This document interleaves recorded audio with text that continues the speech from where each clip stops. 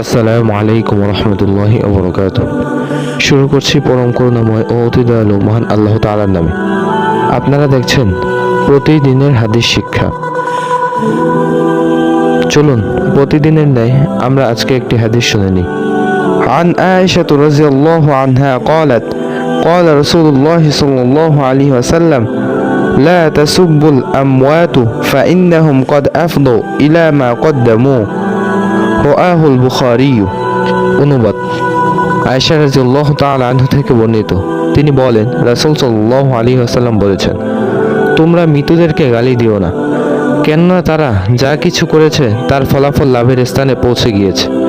ইমাম বুখারী হাদিসটি বর্ণনা করেছেন। আজ এখানেই শেষ করছি। আসসালামু আলাইকুম ওয়া রাহমাতুল্লাহি ওয়া বারাকাতুহু।